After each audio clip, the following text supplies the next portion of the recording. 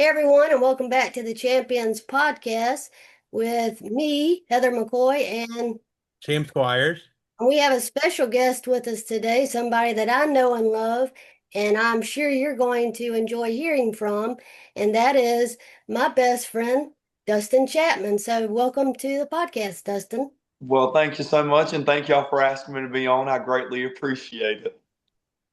So, I know a lot of your story, but I know other people would like to know because you do a lot of things. And so one of it is your music. And how did you get into music? Oh, man, that is a loaded question. So I grew up singing my whole life, and then when I was 11 years old, I joined choir in middle school, and really the music bug just bit me from there, and I couldn't imagine myself doing anything else, and so I just stuck with it. Went on to major in music in college, and have been out doing it professionally ever since I graduated in 2019. So. And Yeah, he's quite talented, if I must say so myself. Well, yes, thank you so much. he gets a lot of recognition for his music, especially his songwriting. And I personally think he's one of the best songwriters, but he does a lot of things. And now, like you're recently performing at Dollywood. So if anybody wants to go to Dollywood, check him out at his Forever Country, right? Yes, I'm in my second season here at Dollywood, and as one of the lead male vocalists in the Forever Country show. It's at the Valley Theater, right across from the Cinnamon Bread. So if you've been to Dollywood, you know that's a big old hit. And so our stage is right across from where they sell that at. So Uh, Heather, so I want you to continue, but I kind of have to say that I did the way I met Dustin was I did the general stalking. So I always like listen. If you don't think Facebook stalking is real, it is real, and everybody does it. They do it to me. I don't care. So I did it to him first because she kept bragging on how great Dustin was. And then actually last November during election season, was at Dollywood and said, okay, I don't meet a stranger and I don't have fanboy issues, so I'm just going to make myself known. And that's just how it rolls. So, that's kind of how we do things around here. Dustin kind of received it pretty well. Did seem a little kind of skittish at first, which I can't blame you, but you handled yourself well, and we're excited to have you. I'm just curious to know the story of what you're comfortable with and yeah, what kind of the story means to you and how we go from there. well, like I said, music was a huge part of my life, but I didn't truly realize how vital it was to me until I was around 16, 17, and I started having issues swallowing. Um, and it not just your typical like, oh, things are getting stuck. Like I started not being able to eat at all, and from there I went 9 months going back and forth to doctors, asking them, what in the world is wrong with me, and couldn't get a solidified answer. And so unfortunately, that progressed from not being able to eat to not being able to drink. And so I became very, very severely dehydrated. I lost about 60 pounds in 9 months, and wound up finding myself at Duke. And Heather knows a good bit about that place. And that is where I was able to meet Heather, but I was hospitalized there um, for weeks, and they wound up doing a surgery called a Nissen fundoplication because they thought I was just having very severe acid reflux from a hernia. So they were going to try to repair that. That didn't help whatsoever.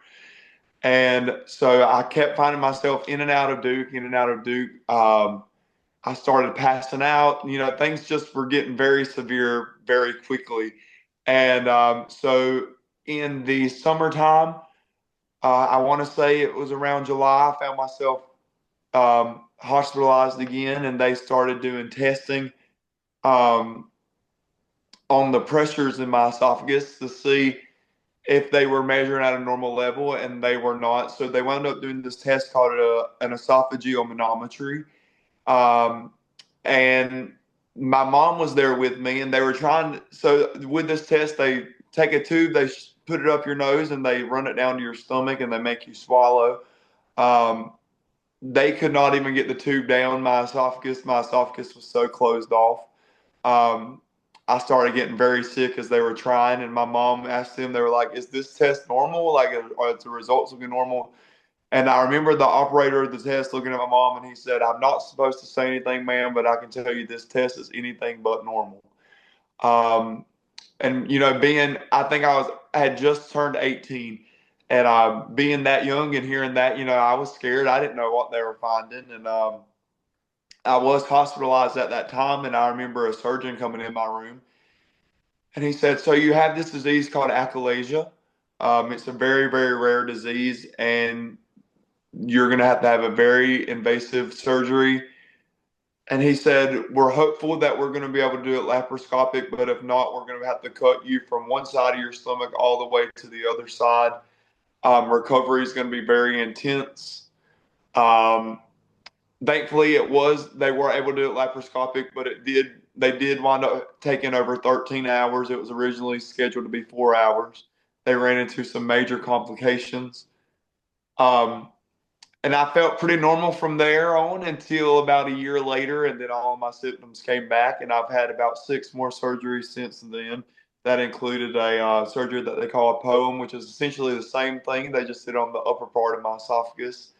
And then I've had several dilations, things like that, just to try to keep my esophagus functioning. Right now, they say it's basically I have the esophagus of about an 80-year-old, they say.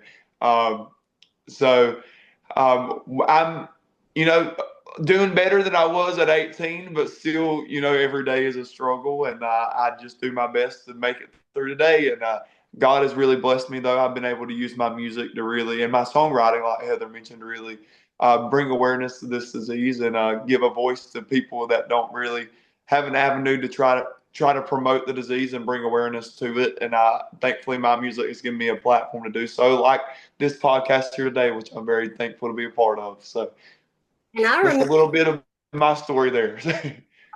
we I was having a procedure done, and I saw his viral video going around that you can all go to his social media and find it. Is him performing in the Duke Cancer Center at the piano with his song Lead the Way.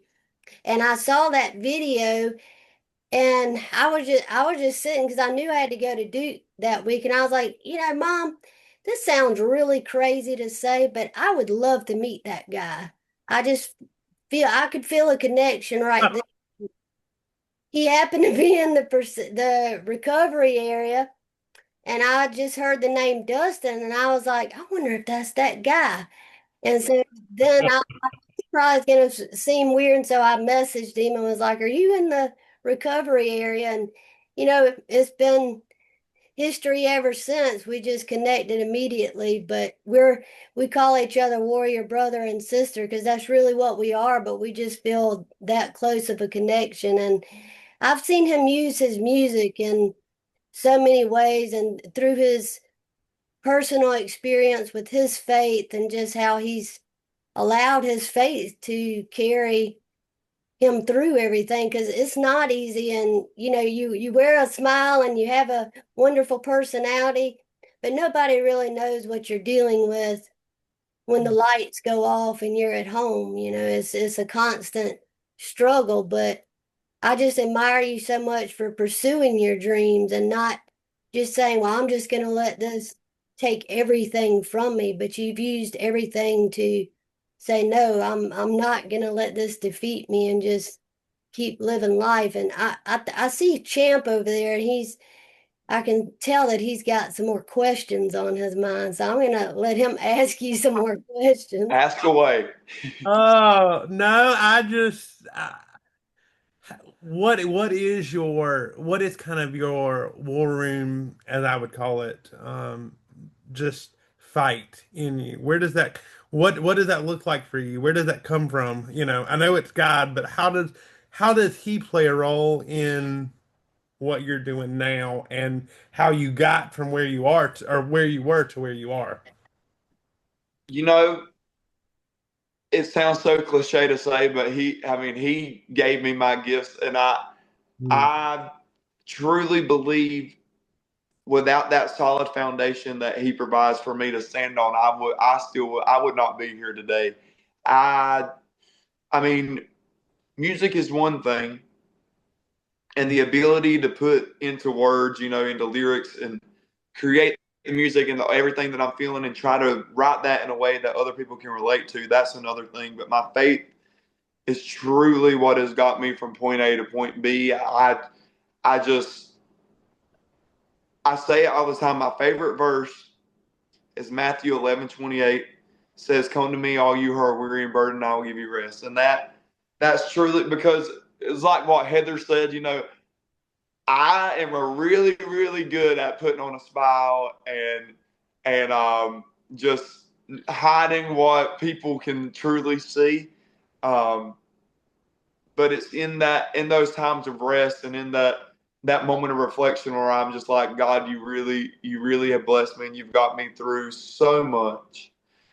And without him, I honestly just would not be here. And I'm just so grateful for his sovereignness and even through the trials that he is so understanding when we have moments of questions and when we have times where we're frustrated. He is an understanding God, and just that complete feeling of peace that he gives even in moments of uncertainty. I'm just so thankful for. People will probably say I smile too much during these, but when I heard you say he's an understanding God, the way that you said it sounded almost exactly like that of a preacher. And it's interesting because he does understand. He's acquainted with our sorrows, with our griefs. And yeah, that's coming from a preacher itself, so I can't help myself. But it's true, and it's just so real. The way that you've described it. And what do you think is one of your challenges at this point in season, if you can, if you feel comfortable sharing that? You know, um, Heather knows a good bit about this, and I haven't really shared publicly anything about it, so this would be the first time. But like, Ooh, we get to. um, health wise, I've slowly learned how to manage achalasia. It's a tricky disease, but it's almost been 10 years since I was diagnosed, and so I've slowly learned, what works for me, what doesn't. But like I said, it is tricky, and there are times where you're just like, "Oh man, I did not expect this flare up to be this bad," or things like that. But here lately, there's just been an onslaught of of health issues that I've never predicted. My doctors don't really understand. They're sending me to different doctors right now, so that's really been a struggle. But trying to remain positive through it all and just knowing that there's a plan even when we don't understand it, and there's a purpose for everything. And um, but trying to balance working two jobs while on top of the medical stuff, that's been my biggest issues. Trying to listen to my body and understand, it does need periods of rest. Because I have been working 7 days a week up until today. Today is my first day off since Easter. So Wow, I wow. think something that made our friendship flourish from day one is because of my background, obviously battling a chronic illness. I I remember telling him one time, I said, Dustin, you can put the smile on for everyone else, but you can just be raw and real with me. yeah. Like, feel safe to put that wall down and know that somebody gets it. We may have different journeys, but we get it. And I think that's so important because a lot of people don't understand truly. Like, he's sounding awesome because he is, right? But he's managing two jobs and managing being an adult for one, and then you add in a chronic illness on top of that. And so we're good at battling that stuff, but it doesn't mean that sometimes you just don't say, oh man, I just wish I could have it a little bit easier. Mhm. But a lot of people look at it and think, well, it must not be that bad.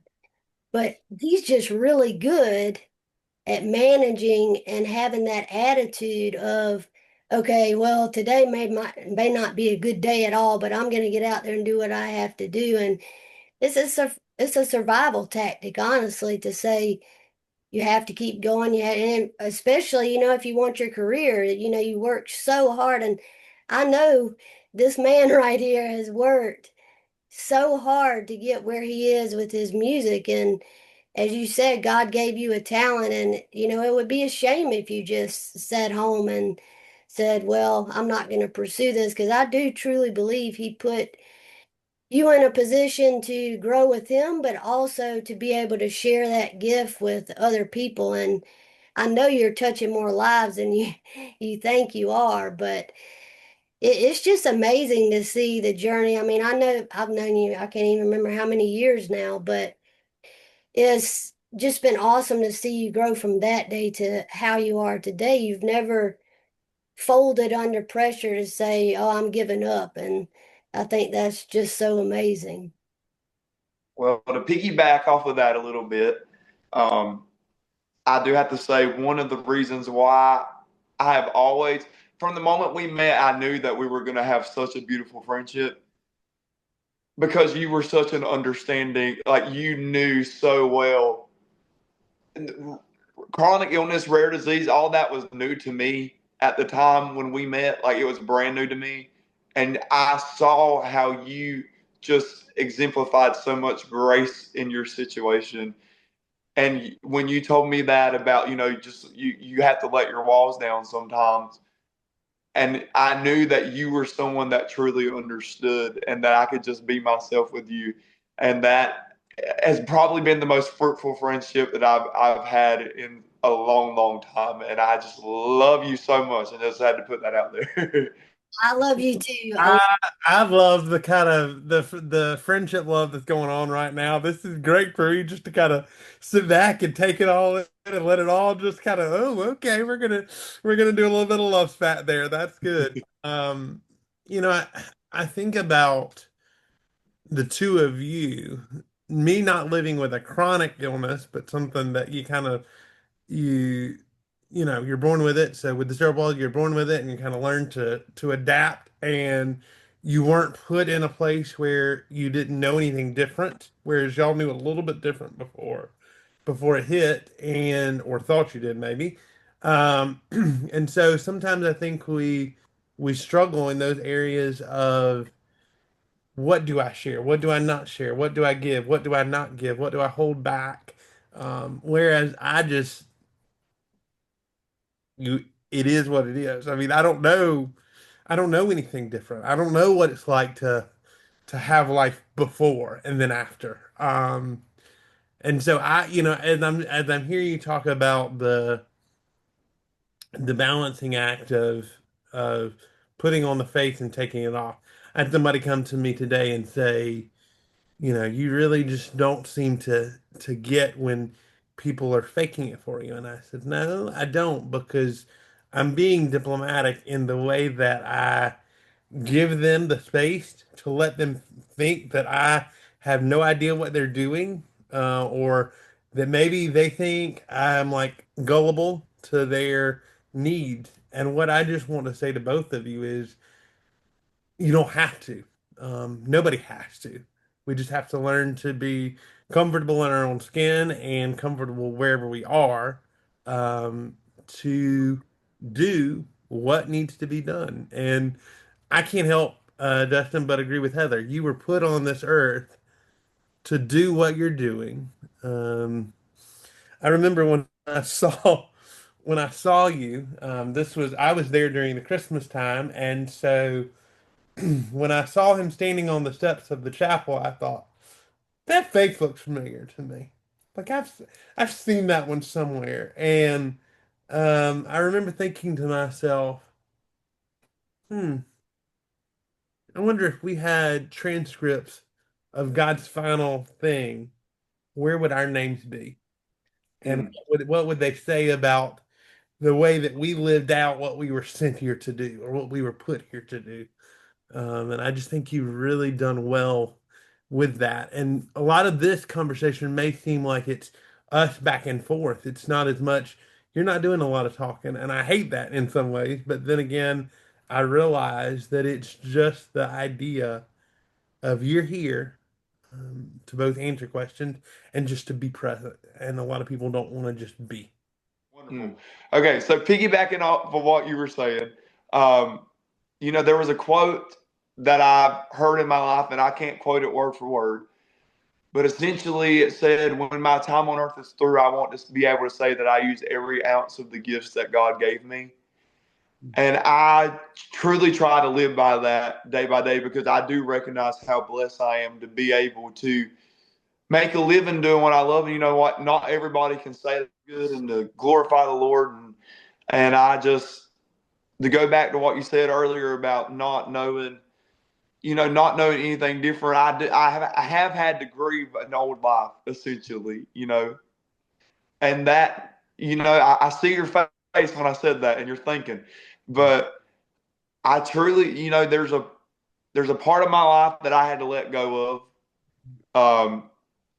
And I've had to adjust to a new life, essentially, in terms of being comfortable, being vulnerable.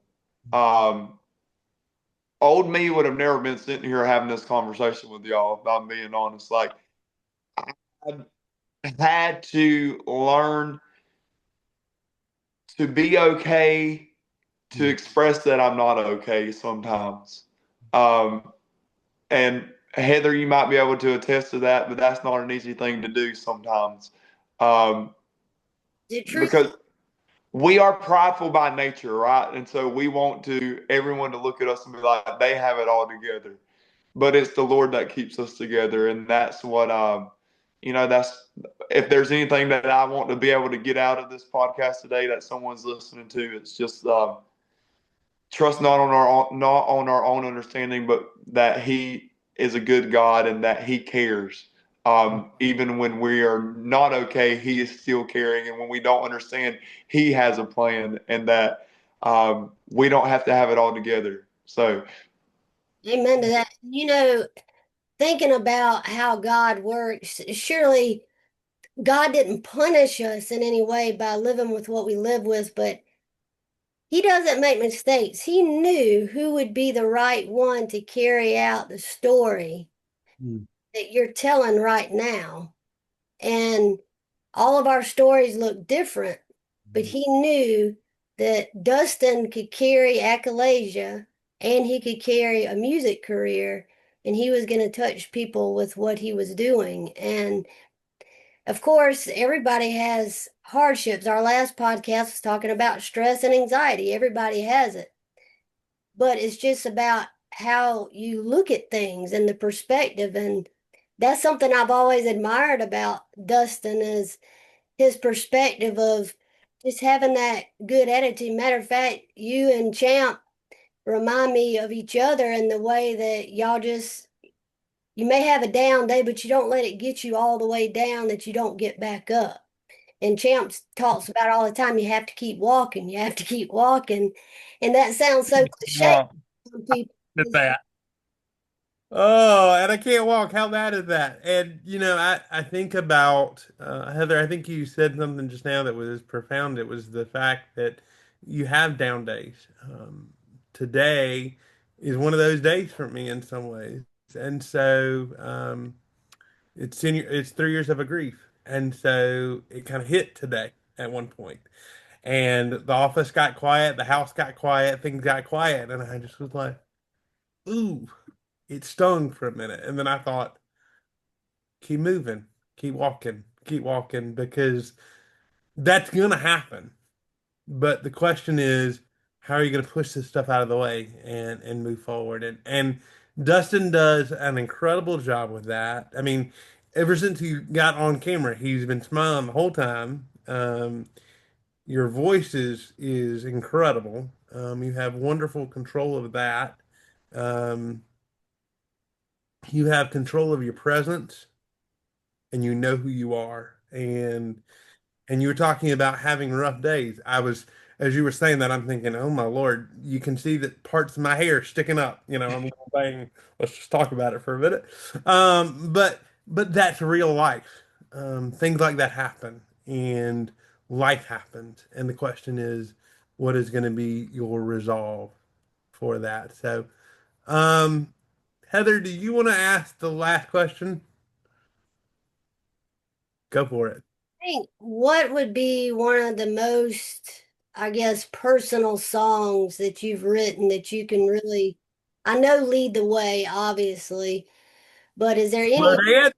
you can say that you felt like in that moment it wasn't just a sit down random, let me just write a song. It was like the Lord was really just like knocking at your head saying, get this out, get it out, not only for myself, but other people. So Steel was definitely that for me. Um, and it's funny because it took me almost 2 years to finish that song. And I think it's because it was so personal that I was like, I can't allow myself to finish this song. Um, and it's funny because I started it after Riley and I were in our car accident. And I wrote the first verse and the chorus. And the very first line of that song, it says, surpass my understandings, take the weight of the self made hate, the anxieties, and the apprehensions. Um, and I'll be honest with you, there's parts of me that I do not like. And so um, I think necessarily I don't like as a outside looking in perspective. Like if I knew me as a person, as if I was someone else, I would probably be very drawn to me as a person because I do know that I do carry a very welcoming presence. Mhm. Um, but like on those off days that we talked about, there's parts of me that I'm just like, man, if I could get rid of this, would I? You know what I mean? Like if I really could just let this go. Um, and so I started writing that song, surpass my understanding, like take it all away, take those burdens away that I carry. Um, and I started writing the chorus. I will sit still. I will sit still in these moments where I don't feel like, because even like what we were just talking about, one of my distraction mechanisms is staying busy, which is why I tend to work 7 days a week. That's one of the ways that I cope with things. Um, but me declaring, I will sit still and bask in his glory, and I'm going to wait for his will to become my story. I'm going to wait for whatever he has planned. I'm not going to rush things. I'm not going to jump into the deep end. I'm going to sit still and be content in knowing that there is a purpose for every aspect of my story. And so I wrote that first verse and chorus, and I left it. I was like, no one. This is for me. No one else is ever going to hear this song. And this was during the pandemic, and I got COVID from my beautiful niece, Miss Riley Madison, and I was sick as sick could be. I tell you what, I was sick, and I Uh-oh. just like the car accident had me down, and that's where I was like, okay, now the Lord is forcing me to sit still here. I can't do nothing. I had to cancel a month's worth of gigs and got COVID. I had to cancel a month's worth of gigs. Couldn't do nothing. Um, and then one night I was in bed, I was sick. That second verse came to me just like that. It poured out of me. And that bridge and the pre-chorus, they serve as the same thing in that song, but it says, "You are worthy on my worst of days, and greater than my earthly pain. As all of heaven sings your praise, I'll gladly do the same."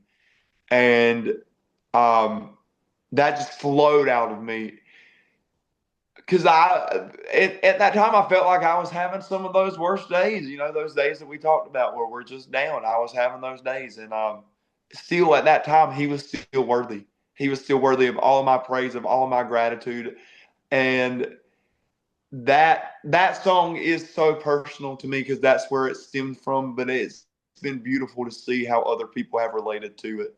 And so for me to answer your question in a long worded way, that would be the song for me. So And so all these people out here that are going to listen to this, where can they find all of your music? And if they want to connect with you online, how can they do so?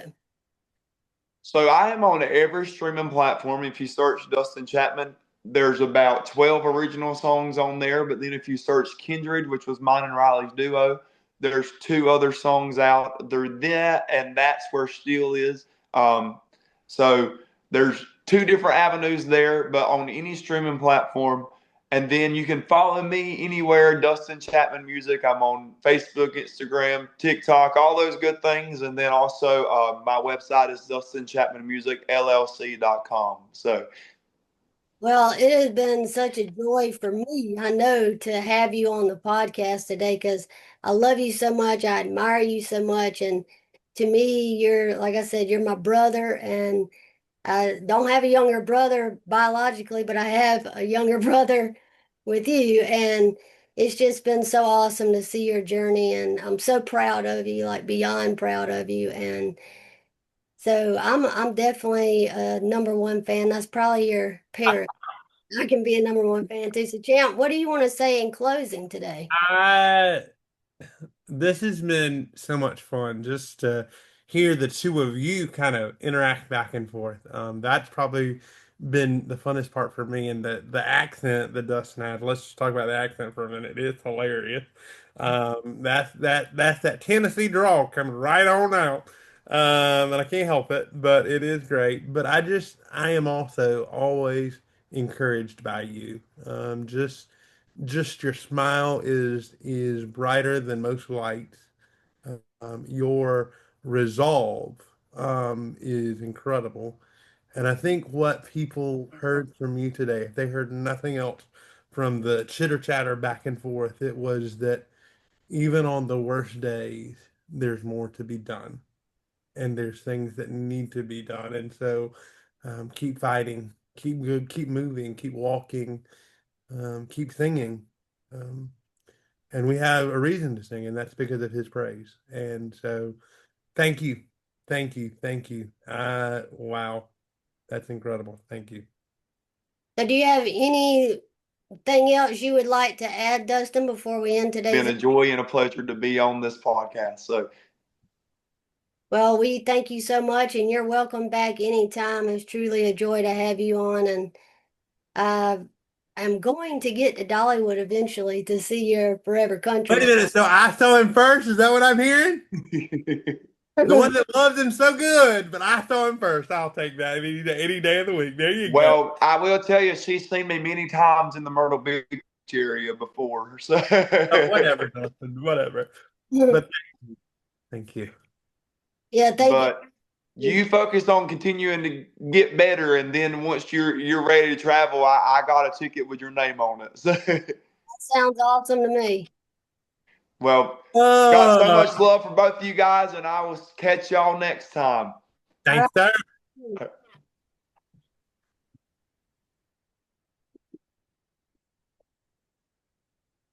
So thank y'all for listening to Dustin's story, and please check him out on the social media and on the digital streaming platforms. And we hope you enjoyed today's episode, and be sure to check back here next week for another episode of the Champions Podcast. And we hope y'all have a very blessed week.